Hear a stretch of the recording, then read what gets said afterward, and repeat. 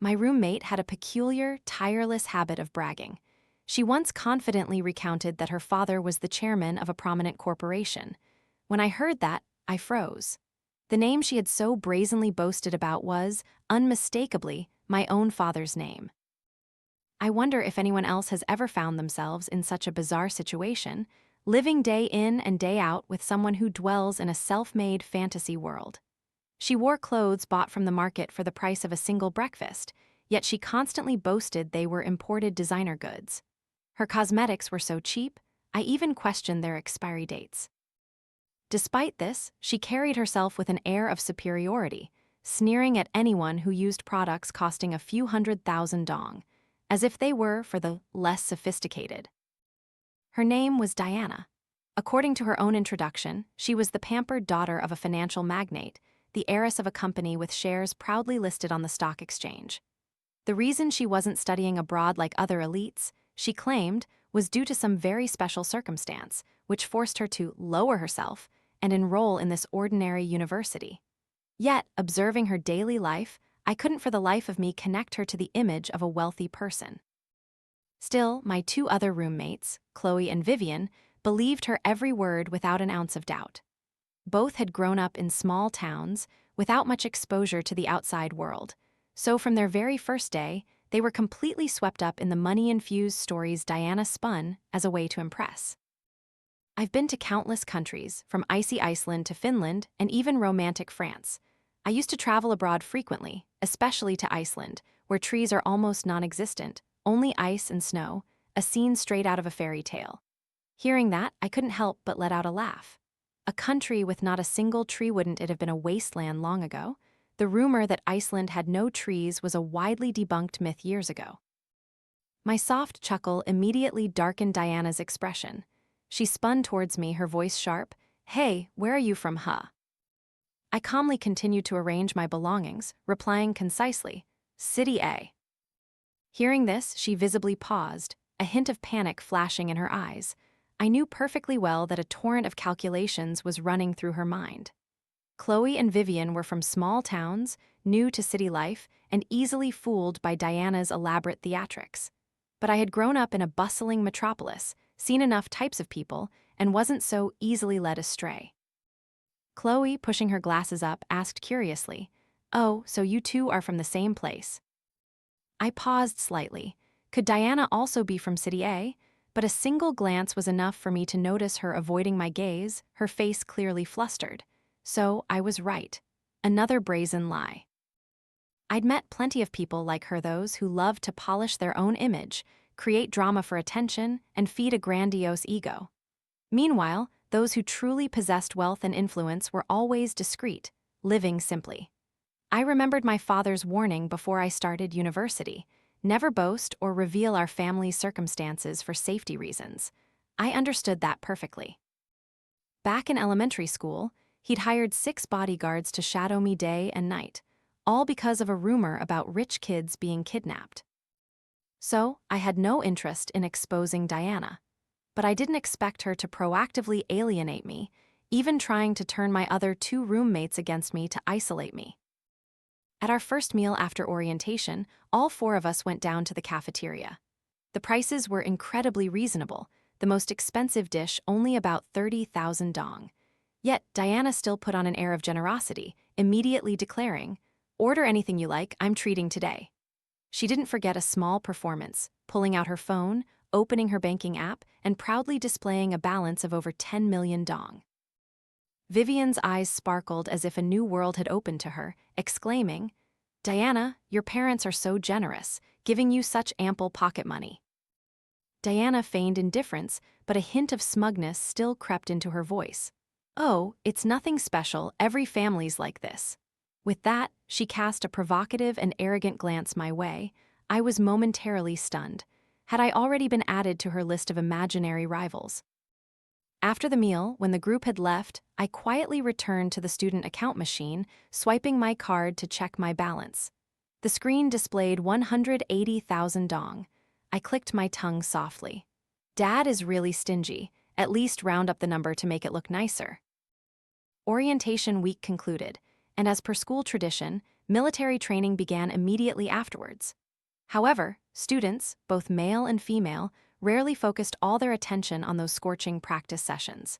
Instead, all their excitement was directed towards the final bonfire night. People said bonfire night was a golden opportunity to make an impression on the opposite sex, a place where many romances ignited after just a few handshakes and glances in the flickering firelight. Under the dancing flames, young men and women gathered to sing and dance, their hormones surging to their peak. Many jokingly called that night the freshman matchmaking fair. Diana had planned early. She was determined to shine. The only problem was that her artistic ability couldn't keep up with her ambition. In the end, she chose to quickly learn a sexy dance routine online, hoping to burn up the stage. The result was a performance that looked like a glitchy presentation. Her movements were stiff, her face strained to appear alluring, but only made people uncomfortable. Chloe watched for a moment, then frowned, hesitating before finally whispering, "Diana, do you really want to perform this routine? It feels like something's off." "Something's a bit wrong," I silently added in my mind. To my surprise, Diana immediately flared up. She retorted irritably, "What do you know? If I hadn't sprained my ankle in the competition in Paris, I wouldn't have had to choose this routine." The statement left Chloe and Vivian speechless.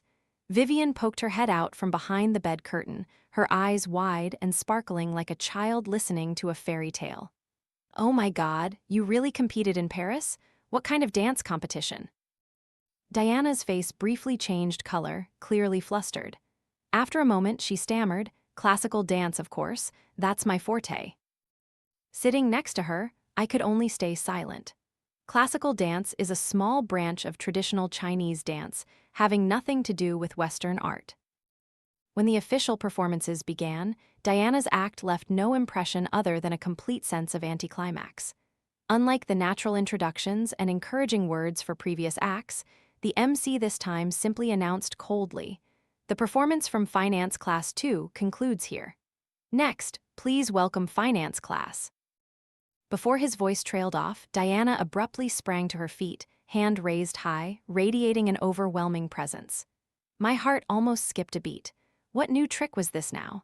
Amidst the astonished gazes and not a few whispers, she pointed directly at me and loudly declared, "There's still one more act to come. My roommate, Dina, also wants to perform." My entire body instantly froze as if I'd been turned to ice. Chloe and Vivian, sitting beside me, stared wide-eyed, stunned. Diana leaned close, her gaze sweeping over me with clear provocation, her voice low but distinct. "Didn't you always boast about knowing so much about classical dance? Well, get on stage and show us." It was clear she had just lost face and was now trying to drag me down into the mud with her. I suddenly recalled her frequent bragging about being accepted as a student by a famous dance master, but having to abandon her passion due to her family's objections. At the time, Chloe and Vivian had been wide-eyed with admiration, but I couldn't resist gently pointing out, "Mr. Yang specializes in peacock dance, not classical dance."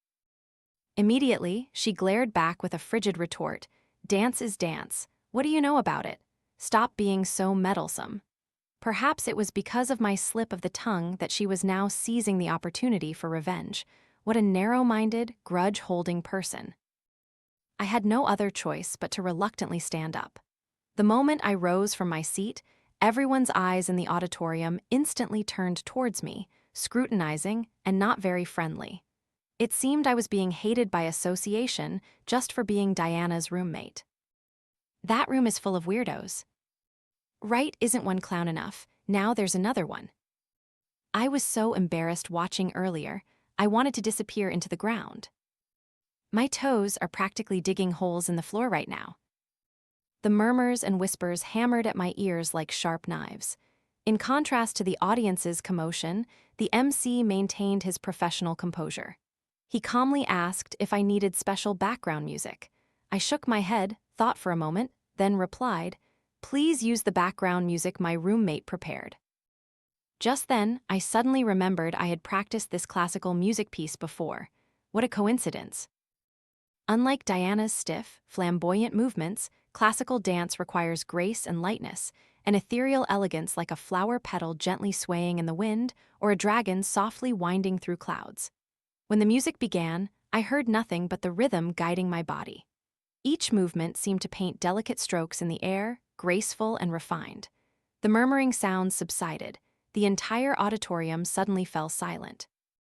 When the music ended, I stood still at the center of the stage, my breathing steady, my limbs naturally relaxed. The air around me was utterly still. I thought to myself, it wasn't that bad, was it? At that very moment, applause erupted like fireworks. The entire hall seemed to awaken from a beautiful dream. Some even excitedly shouted, "Oh my God, save me! She dances like a fairy descended from heaven. This is truly breathtaking." The performance before was utterly embarrassing. "What's her name? Dina, right? Quick, get her into the dance club." I returned to my seat amidst countless astonished eyes following my every move. No sooner had I sat down than Chloe rushed to my side, her eyes shining brightly. "Dina, you're a hidden treasure. I held my breath watching you dance, didn't even dare to blink, it was incredible." Before I could even open my mouth, Diana sprang up from beside me, her face as black as coal, hands clenched at her sides, her voice filled with rage. "You did that on purpose, didn't you? Dina, you can dance and you didn't say a word. You want to bury me at the bottom of a pit just to spite me." I was speechless. "What is this? You arbitrarily put my name down and you pushed me to perform. Now you're turning it all on me? Who said you thought I could dance? Did anyone even ask me?" But Diana wasn't interested in explanations. She merely glared at me as if to burn me alive, then spat out, "Just you wait." With that, she turned on her heel and stormed off without looking back. Vivian frantically ran after her. Chloe looked at me, then at their retreating figures, utterly bewildered. I just gave a slight nod, signaling that I was fine. Only then did she reluctantly follow them. I remained seated, not bothering to care about Diana's fury. As soon as military training concluded, the class committee elections began.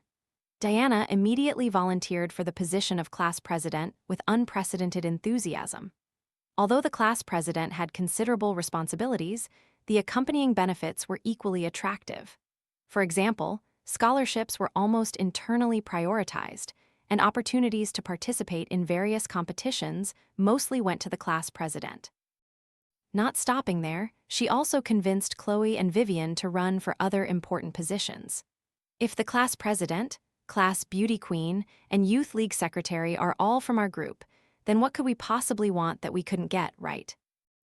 Vivian, a bit worried, timidly asked, "Do you think we have a chance to win?" Diana puffed out her chest confidently. "I've already asked some seniors in the student council to put in a good word with the supervising teacher. It's guaranteed to be smooth sailing, just relax."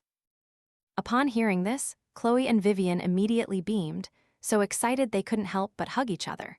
But right after that moment of joy, Diana slowly dropped a bombshell that was like pouring cold water on their heads. "Just don't think you'll get preferential treatment for free. It wasn't cheap for me to treat the seniors to meals these past few days, so each of you transfer me 500,000 dong."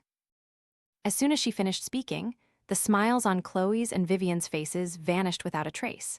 Their complexions went as pale as if someone had punched them, completely drained of blood. Both were students from poor rural areas, studying in the city with hardly any disposable income. They received only a meager monthly allowance, and now they were being asked to fork out half of it for a meal whose outcome was still uncertain. It was like being told to starve for the rest of the month. Seeing their hesitation, Diana glared without an ounce of restraint, her voice thick with irritation. "Come on, don't be so narrow-minded like a frog at the bottom of a well. People out there would kill for this opportunity, and it wouldn't even be their turn. And you're begrudging just 500,000 dong? I really can't understand you." She added a sarcastic remark, her lips curving slightly. "Poverty has its limits. This kind of poverty is truly beyond help." Those harsh words were like a sharp knife slicing deep into the girls' self-respect.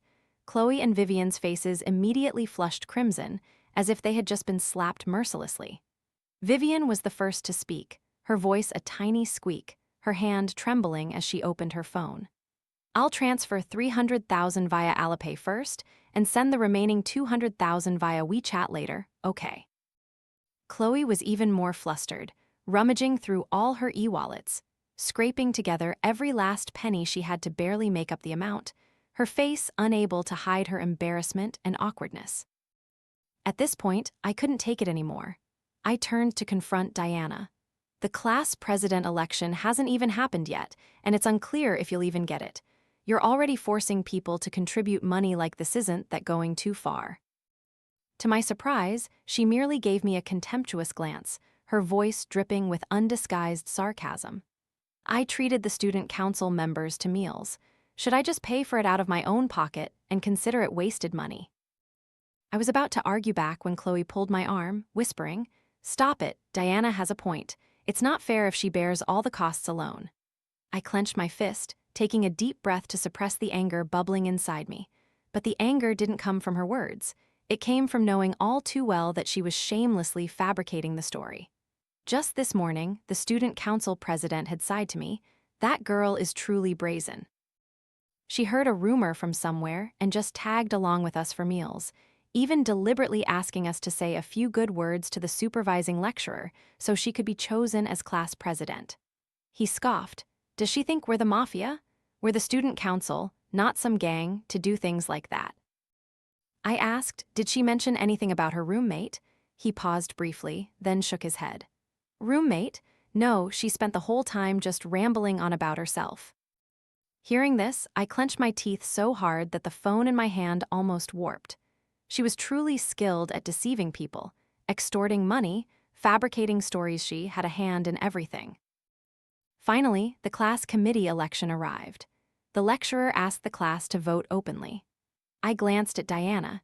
She exuded extreme confidence, her eyes as if she already saw herself stepping onto the podium to receive her appointment. I later learned that she not only played tricks with the student council, but also secretly spent money to treat some classmates to bubble tea just to secure a vote. Thinking that the bubble tea was probably bought with the money she extorted from Chloe and Vivian, I couldn't help but feel uncomfortable. The election proceeded swiftly. The first 3 ballots read out all bore Diana's name. I looked at her, her face radiant as if victory was in her grasp, her eyes sparkling as if she already saw the title, scholarship, and opportunity to shine all coming her way. However, immediately after, not a single one of the remaining 33 ballots mentioned her name. By this point, I understood. Those 3 votes must have come from her 3 roommates, including Chloe and Vivian. The last person chosen as class president was a male student. He had always quietly helped his friends, never speaking much.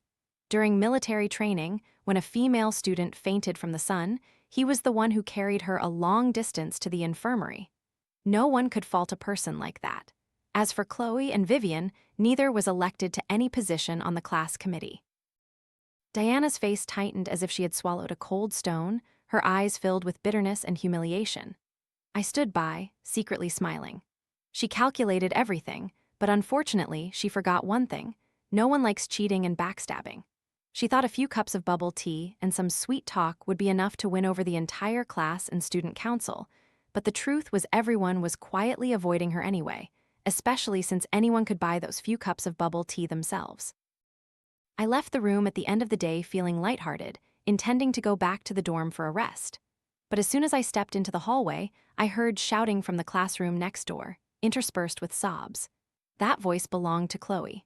I pushed the door open and saw Chloe clutching the edge of a desk, her face flushed as if she was about to have a fever, her voice choked as if she was moments away from bursting into tears. Facing her were none other than Diana and Vivian. I originally had no interest in interfering in petty arguments, but remembering how many times Chloe had helped me without ulterior motives, I couldn't just turn my back. "What's going on here?" I asked. My intention was to address Chloe, but Diana didn't wait, cutting in with a sour, vinegary tone. After the humiliating defeat in the election, her mood was clearly at rock bottom. She wasn't even bothering to pretend anymore, completely exposing her inherent rudeness. "Is this girl crazy? Demanding money back. Must be insane from poverty." Chloe, stung by the blatant jab, burst into uncontrollable sobs. She was a gentle, well-behaved student, completely unaccustomed to someone like Diana, who spoke as if looking for a fight. She choked back tears, trying to remain calm but unable to stop them from streaming down her face. "I already asked the senior. You didn't treat anyone to food at all. Please give me back that money." Previously, to build good relationships with Chloe and Vivian, Diana had feigned approachability. But now the mask had fallen, revealing her true colors. So what if I didn't treat them? I spent money on the fruits, didn't I? On what grounds are you demanding it back? Chloe trembled with anger, retorting, "You're truly shameless. You only ever think of yourself, you don't care what anyone else thinks." Indeed, what had just happened was nothing short of a slap in the face to their superficial friendship. In the election, both Chloe and Vivian had received only one vote each their own. Not even a close friend like Diana bothered to vote for them. This kind of friendship was beyond fake. I turned to look at Vivian, who had been completely silent until now. She should have reacted the same way Chloe did.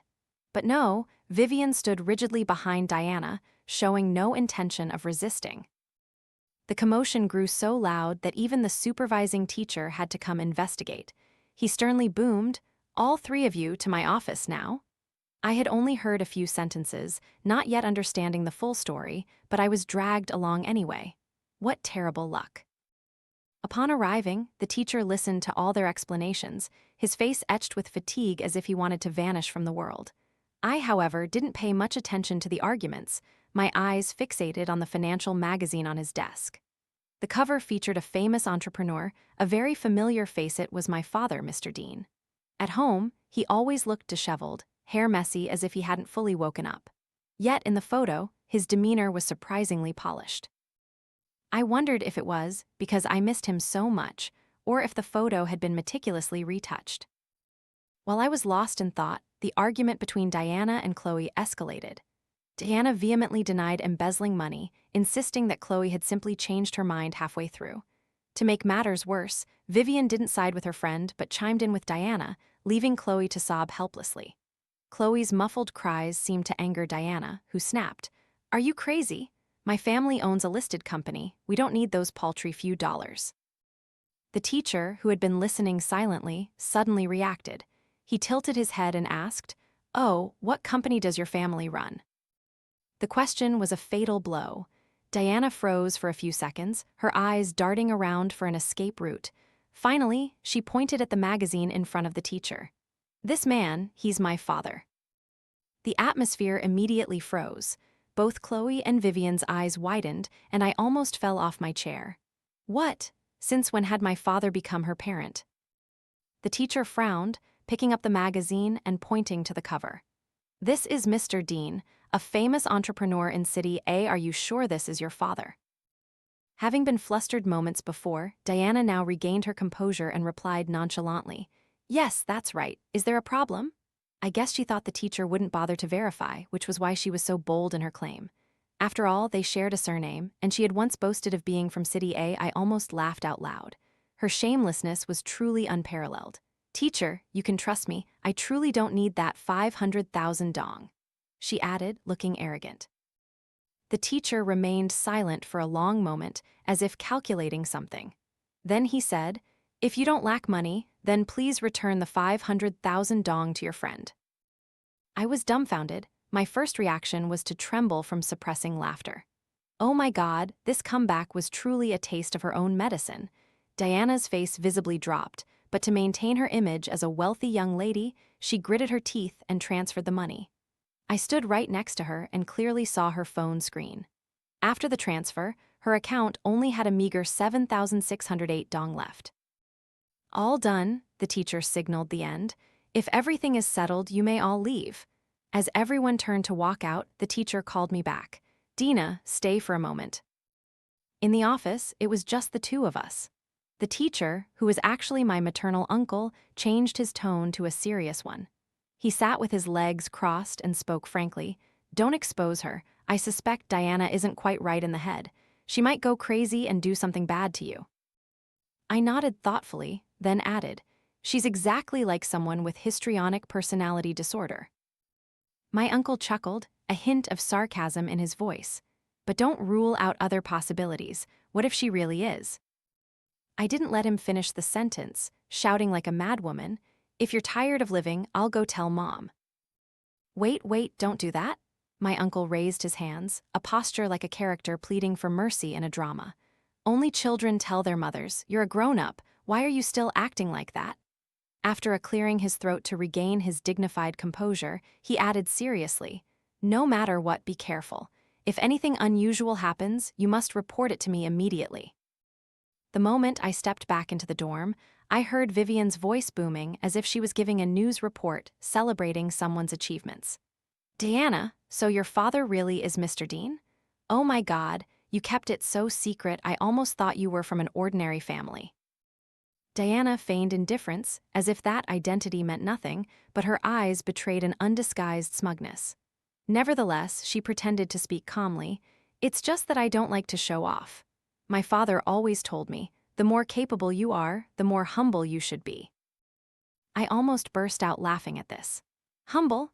The father named Mr. Dean in my memory, from childhood to adulthood, his favorite phrase was always, "Whoever dares to touch my child, just beat them until they know their place. I'll handle the rest." To be raised with such a gangster style of education and still grow up to be a decent person is truly an incredible feat in life. Vivian wasn't done, continuing her investigation. So, you'll be the successor to your family's company someday. Diana ran a hand through her hair, her face unable to hide her arrogance. Of course. At this, Vivian suddenly raised her voice intentionally, as if addressing the entire dorm. Some people are born into luxury, while others sacrifice their self-respect for 500,000 dong. It was then that I noticed Chloe had pulled her bed curtain tightly shut. It seemed she was hiding in there, crying silently. I frowned, my voice icy. Both of you, that's enough. People should know when to stop. One's putting on a show, the other's flattering. The scene unfolding before me made me want to throw my hands up in despair. What a day, as bleak as the future of someone who forgot to write their name on an exam. Diana glanced at me, her eyes a mix of disdain and caution. Without another word, she let out a cold HMPH and pulled Vivian out of the room. After the two main actresses had retreated, I walked to Chloe's bed, gently comforting her. Ignore them, don't let their trash talk get to you. From behind the curtain, a small hand reached out and gently pulled back the fabric, revealing red, swollen eyes. Her voice trembled. My family really doesn't have money. I truly needed that 500,000 dong. I can't be like Vivian, bowing my head and flattering people just for a little gain. I came from a small town, struggled so hard to get into this university. Is all that effort just to become a laughingstock for others to mock? You know, they're right where you're born already sets your fate. I'll never be able to step into the world of people like Diana. Hearing her words, my heart felt constricted. I wanted to retort, to tell her that being poor doesn't mean you lose, not every rich person is terrible, and no one is born with the right to step on others. But in the end, I could only reply with a brief sentence, there will come a time when they pay for it. Don't worry. Chloe wiped her tears, trying to force a smile. Thank you for being here for me. It's okay, a good night's sleep will make everything better. With that, she gently pulled the curtain shut again, as if retreating into a peaceful corner. I stood before her bed, silent for a long moment. Before this, no matter how much Diana liked to exaggerate, I never bothered to pay attention, knowing it was all just a colorful facade. But today, she not only deceived with a fake identity, but also used it to insult others, trampling on the self-respect of someone like Chloe. I couldn't ignore this any longer. I pulled out my phone, opened our family chat group named Mutual Support One Family, and sent a message. At Mr. Dean, are you free lately? I need your help with something. A quick reply came back. Oh, so you finally remembered your dad, huh? News of Diana being Mr. Dean's daughter spread like wildfire, as if the entire campus had free Wi-Fi. The girls' dorm suddenly became a bustling hub. Every day, groups of female students gathered around her bed, chattering as if they were lifelong friends. The flattering words poured into Diana's ears, making her completely forget Vivian, who had once been her loyal shadow. Vivian was pushed to the sidelines, standing outside with a forced smile, her humiliation impossible to hide. I walked in, my voice icy cold. Move, that's my seat. A girl occupying the chair turned her head back. Seeing me, her expression immediately changed, and she suddenly offered a mocking smile. Oh, it's you. I didn't bother to say more, yanked the chair out from under her, and threw it to the ground, my decisive action making everyone stare. Humiliated in front of the crowd, her face flushed with anger, she almost jumped up. Hey, you. Quiet down, Diana's voice rang out, gentle as a fleeting breeze. Dina, there's no need to react so harshly. She slowly turned to me, her tone deceptively calm. Actually, I quite like you. If you agree to be friends with me, perhaps after graduation, I can help you find a position in my family's company." Her words sounded light, but they made me feel like the family pet was trying to play the part of an English aristocrat. A position in the Dean family's company. If that company could really hand out jobs to acquaintances so casually, I'm afraid Mr. Dean would have long since been called to the police station to sing, "Who am I in this life?" I wondered if my father would be so enraged by these self-made pronouncements that he would sue her for defamation. I gave a slight, sarcastic smile. "Oh, really? Then I'd be truly honored." Diana caught the sarcasm in my words, her face immediately darkened, and she gritted her teeth. "Don't get too greedy." Her friends also began to join in, not forgetting to add a few more taunting remarks. Her close friends started speaking up, their ridicule undisguised. Dressed so elegantly, her family must be in big business, right? Honestly, if I were you, I'd behave properly towards Diana. Because if her dad just frowns and gives an order, your family might crumble in a single note.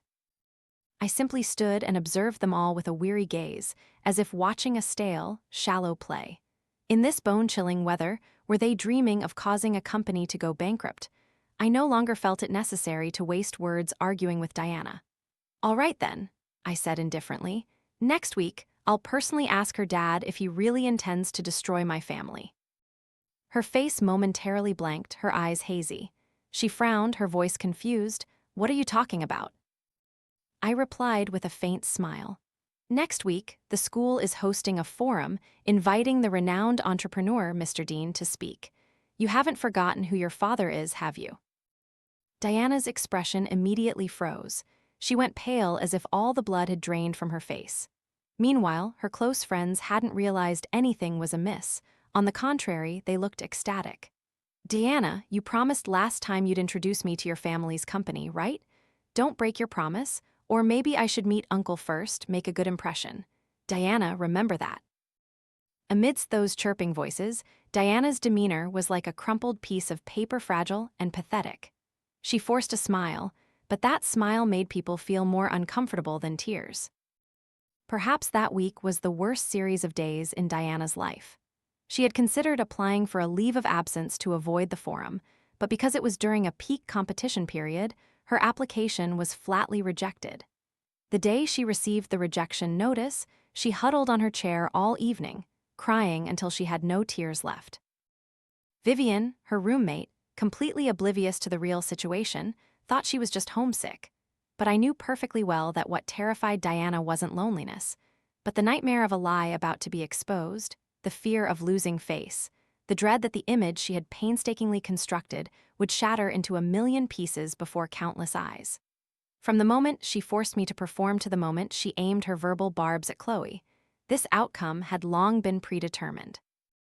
And so, no matter how much anxiety churned within her, she was forced to be present on time at that fateful forum. Due to the dorm layout, Diana's seat was right next to mine. As soon as she sat down, her eyes were glued to the stage, her lips pressed tightly, her hands clenched a posture of breathtaking tension. I couldn't help but inwardly admire her stubbornness. Because throughout the past few days, Diana had tried to cling to her last shred of dignity with a clever excuse. "My father is very busy. He doesn't have time to entertain anyone. He can barely even see me. He's a businessman. Time is always scarce." With these artful words, she had made her friends believe that the lack of interaction between father and daughter was entirely normal. Frankly, as long as Mr. Dean didn't mention anything about his family during the forum, she still had a chance to maintain her lie. But would things be that simple? "Diana, did you think I would let it go?" Of course not. When the forum officially began, Mr. Dean appeared in a sophisticated suit, his demeanor exuding the aura of someone accustomed to navigating the turbulent seas of the business world. Compared to multi-billion-dollar deals, speaking before students was merely like having a simple breakfast. He recounted his entrepreneurial journey, the difficulties and achievements of his company. Every word captivated attention, silencing the entire auditorium. Occasionally, warm rounds of applause erupted. Only Diana remained motionless, like a statue. Her hands were clasped so tightly they turned white, her eyes never leaving the image of that man, only hoping he wouldn't accidentally utter the words, "My daughter." An hour and a half passed, and the speech drew to a close. Cheers and applause echoed throughout the hall. Mr. Dean bowed, and students began to prepare to leave. Diana let out a long breath, her expression like someone who had just returned from the dead. She seemed more relieved than ever. The tension of the past few days suddenly vanished, replaced by a subtle smugness. Just as she had hoped, her father hadn't mentioned any private matters. Wasn't that an indirect confirmation of her identity as a rich young lady? But life isn't that simple. Just as everyone was about to leave, Mr. Dean suddenly turned back, took the microphone, and his voice resonated calmly and clearly. Actually, the reason I accepted the invitation to speak at the school today is because my daughter is also currently studying here.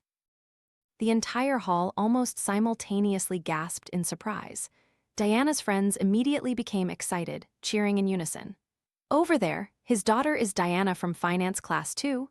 They cheered excitedly, not bothering to notice her face, which was as pale as if all the blood had drained from it. Diana sat there, her eyes wide with panic, her body trembling intermittently, as if she couldn't believe what had just happened. Clearly, only one question spiraled in her mind. How did a momentary lie turn into reality? Still maintaining a gentle smile, Mr. Dean continued, "Today, I also want to take this opportunity to introduce my daughter so everyone can meet her." The hall immediately buzzed like churning waves. All eyes darted around, searching for the person who would stand up after that introduction.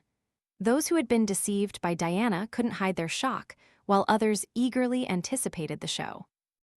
"I heard it's Diana from finance class too." "Really? She really is the daughter of a big entrepreneur. Her demeanor is so different." "Surely her dad came this time to stand up for her daughter." "And I heard she recently had a conflict with her roommate. So who was it that messed with the heiress?" "It seems to be the person sitting next to her. Tusk, this time she's really in trouble." The whispers grew louder and louder. The atmosphere in the hall became thick, and it was unclear when, but everyone's gaze simultaneously turned towards Diana, as if silently urging her to stand up.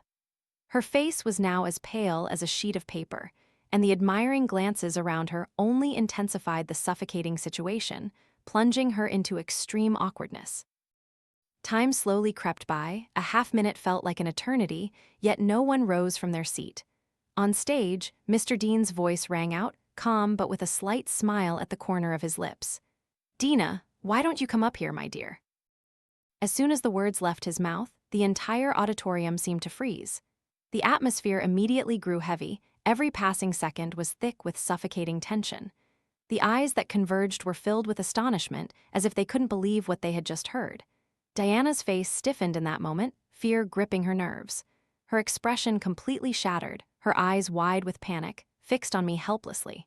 Her small body was engulfed in inescapable dread. I looked down at her, a faint smile on my face. Within that gentleness lay a coolness that was hard to decipher. I calmly walked onto the stage. From this vantage point, my gaze swept across the auditorium. Each face appeared under the lights like silent silhouettes jostling in the darkness. When I looked towards Diana, I saw that she had burst into tears. Just minutes before, no matter how afraid she was, she had gritted her teeth and endured. But now, the humiliation and regret had made her unable to control her emotions. I took the microphone from my father's hand and spoke clearly, each word slowly resonating. "Hello everyone, I am Dina, a first-year student in finance class 2. I hope that in the next 4 years, I will be able to integrate well and study diligently with all of you." A resounding applause swept through the hall like a tidal wave. I scanned the audience for Diana, but she had left some time without me noticing. That evening, Diana didn't return to the dorm. When she understood everything, Chloe burst into tears, hugging me tightly, her sobs echoing continuously. In each sob, I felt a sense of relief and a feeling of being unburdened. In complete contrast, Vivian couldn't hide her uneasiness, occasionally glancing at me hesitantly, as if wanting to say something, but ultimately unable to speak. People can choose to avoid danger to protect themselves, but that doesn't mean they have the right to trample on others. To curry favor with Diana, Vivian didn't hesitate to fabricate stories, making an innocent person a scapegoat. If the truth hadn't been exposed, would she ever have realized her own wrongdoing? Because of this, I could never forgive her. Around 11 p.m., I unexpectedly received a call from my uncle. His voice was incredibly urgent, asking if I was with Chloe and Vivian. I answered honestly. Before I could ask anything else, he quickly told the three of us to come to the infirmary immediately, then hung up. A sense of unease instantly welled up inside me. Had something bad happened to Diana? I relayed everything to the other two. Vivian, who had never hidden her discomfort with Diana, immediately frowned in disdain, but her voice deliberately dropped into a flattering tone. Why bother caring about someone like her? She brought it on herself. Anything that happens to her isn't unjust. I looked at her with icy eyes. I'm not like Diana. If you think you can win my favor by saying things like that, then don't bother. Although I disliked Diana, I never trivialized human life. With that, Chloe and I immediately left the room, not bothering to look back. As we approached the elevator, quiet footsteps echoed behind us. Vivian walked with her head down, maintaining a distance, silently following us. I had thought there would only be the supervisor and Diana in the infirmary, but I was completely surprised by how many people were there. Diana sat on a chair, her face bruised and battered, her arms covered in wounds, looking utterly pathetic. The moment she saw me, her eyes immediately flared with hatred, but very quickly she turned away, not saying a word. The supervisor called us out into the hallway and began to recount everything from the beginning. After the speech, overwhelmed with humiliation, Diana had left early. Unbeknownst to her, her close friends had also secretly followed her. These were people who had pretended to be close every day, but when betrayed, they went berserk. They dragged Diana into a nearby small forest and then ganged up on her. The supervisor sighed. Not only was there a brawl, but during the argument, Diana, in a fit of rage, threw a rock that hit another female student in the head. She has been taken to the hospital and needed several stitches. We were all stunned to hear this.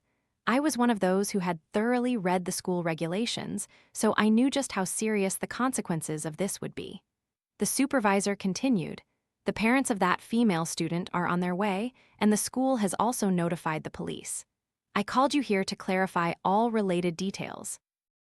The wail of police sirens tore through the quiet atmosphere of the campus. Students in the dorm were woken up, and everyone curiously poured out to see the commotion. News quickly spread throughout the school like wildfire. It was at that moment that Diana truly realized things had spiraled out of control. She burst into desperate sobs, her voice echoing, "I'm not going. They started it first. Why are you arresting me?"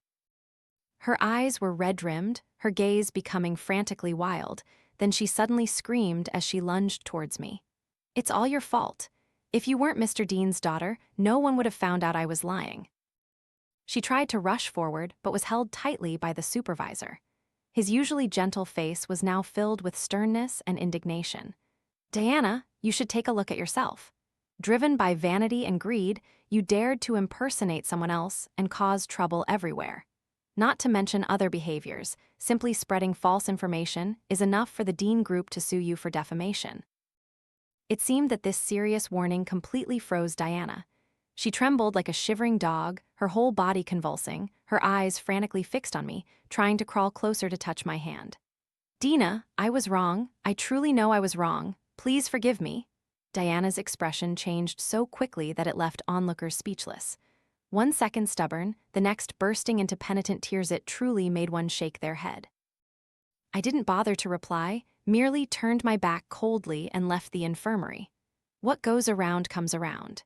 Everything that happened today was the inevitable consequence of her own choices. She had no one to blame but herself.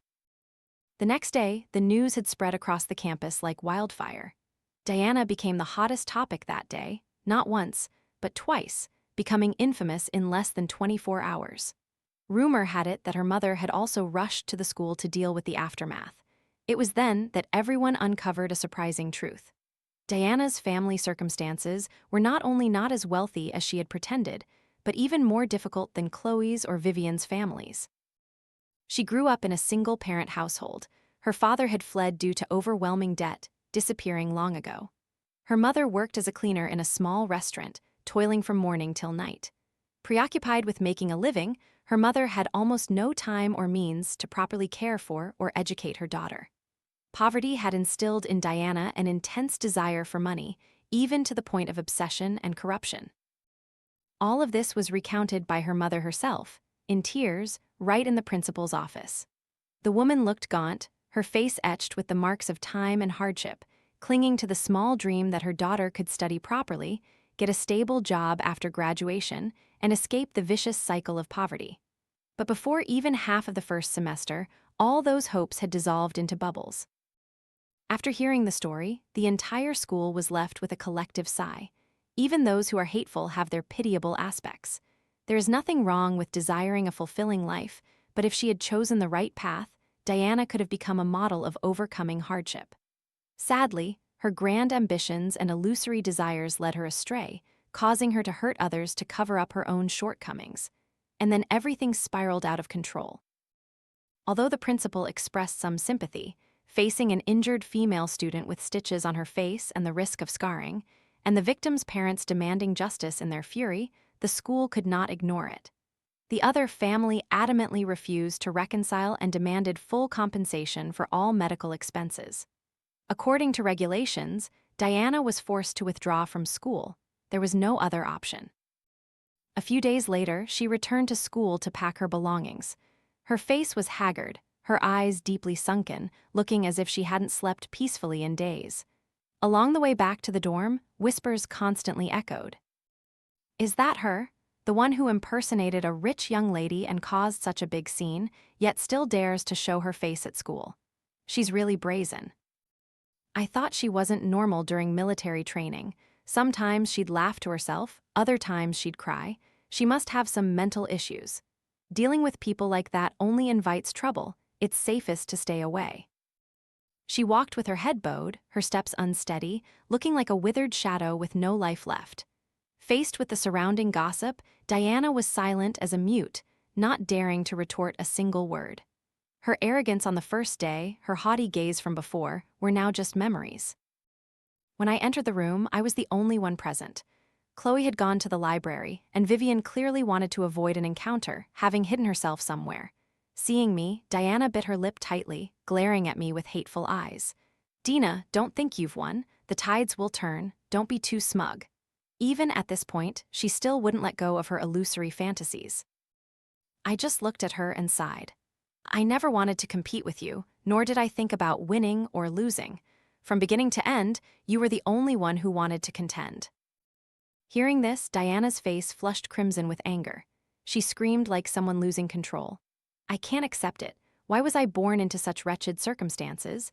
Why is your father a company owner while mine is a debt dodger? I just wanted a life where I wasn't looked down upon. Is that wrong? Why does everyone look down on me, treat me like trash?" Then she burst into sobs. But I felt no pity, because even now, she still didn't understand her own mistakes. Wanting to live a decent life, wanting to be respected by others, there's nothing wrong with that. But if you want others to acknowledge you, you have to rely on yourself.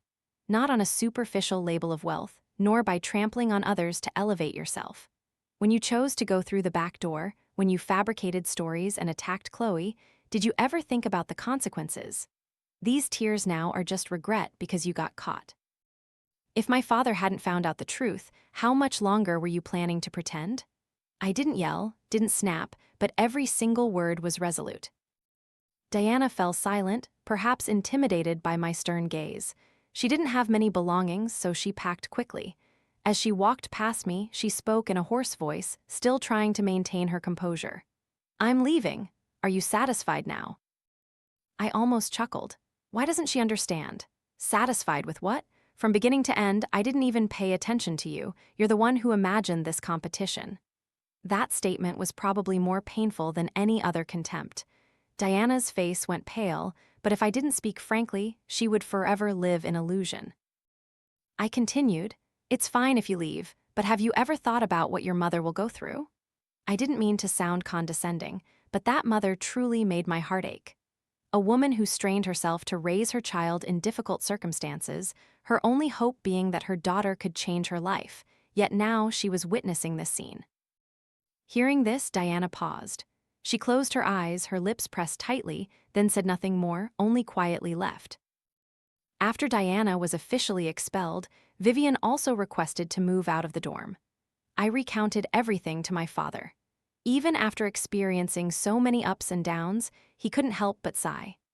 In the end, my father and I decided to establish a fund to support needy students at the school under the name of my father's company. The next time he came to speak at the school, my father recounted the arduous and deprived early days of his career when he had to sleep under bridges and survive on instant noodles. He wanted to use his story to encourage young people from disadvantaged backgrounds, to let them know that poverty does not mean hopelessness. As for me, after this incident, I no longer mentioned my identity or family background. Who I am, whose child I am, is not as important as what kind of person I am. I only hope that one day, when someone mentions my father's name, they will proudly say, "He is Dina's father." And I will strive with all my might to make that a reality.